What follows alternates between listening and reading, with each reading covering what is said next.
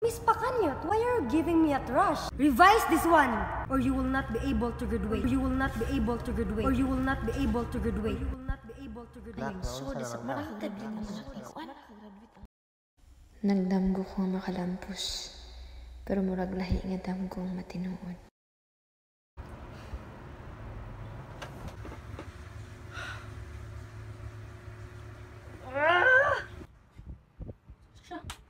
Asa ka, Ter? Kalimangawan ka? Day, akong tesis. Sumanang pamatay na ko to. Uy, unsay tesis? Mahuman na ta, human na tag-macboard exam. Humatong tesis.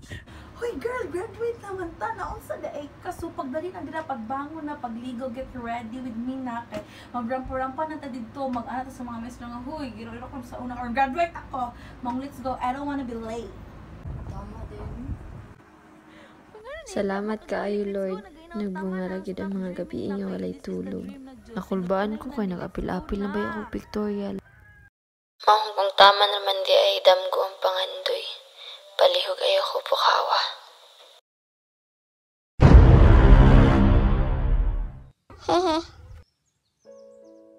Namulat ako sa mundong si laro at si pagkain lang ang kilala. Kaya naman nang simulan ako ni nanay na ipakilala kay Abakada. Gusto ko na lamang na laging kumawala at mag-alsa. Yung tipong gusto ko sanang hawakan ang manikang kanina pa sa akin nakangiti. Pero hindi pwede kasi pag nagkataon ng pamalo, ang hahaplos sa umangawang labi. Hanggang isang araw, ako ay napukaw. Dinala sa lugar na hindi aakalaing 18 taon ang aking itatagal. Nakakatakot kasi bukod sa sinasabi nilang sementeryo daw ang lugar noon. Wala din talaga akong masagot sa tuwing si teacher ay nagtatanong.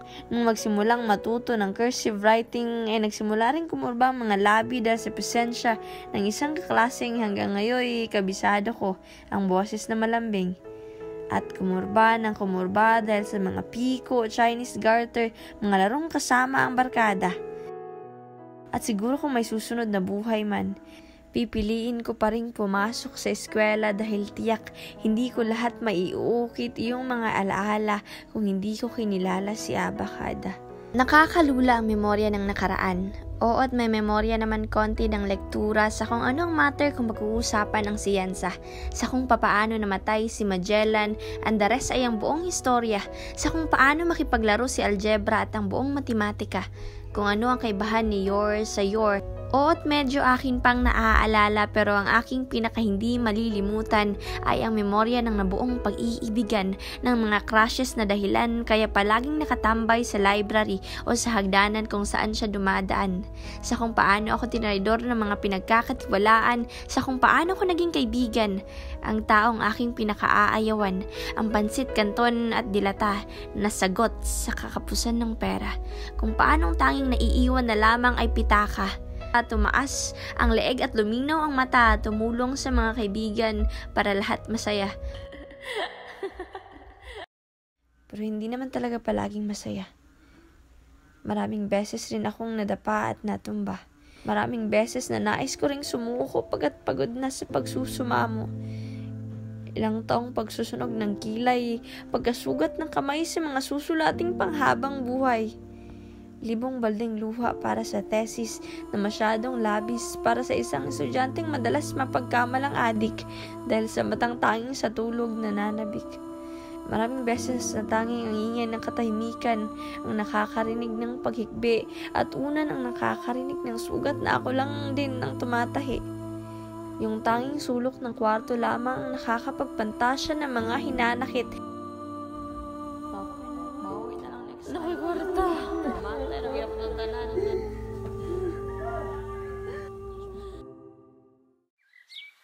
Pero isang ebidensya ng masigasig at matibay na pasensya. Ebidensya na kinaya ko lahat ng laban sa loob ng 18 taon sa eskwela. Hindi kunot ang noot isang magandang tulog, isang suot sa ulo na parisukat at pabilog.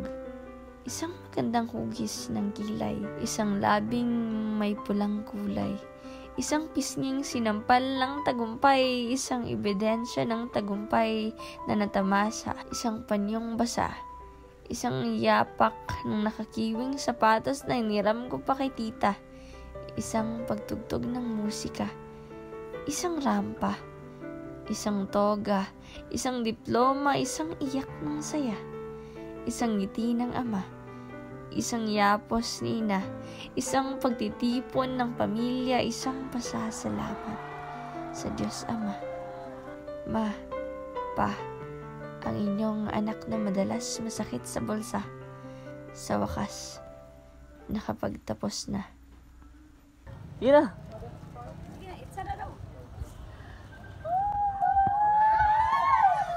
And indeed, it is the one that God announced.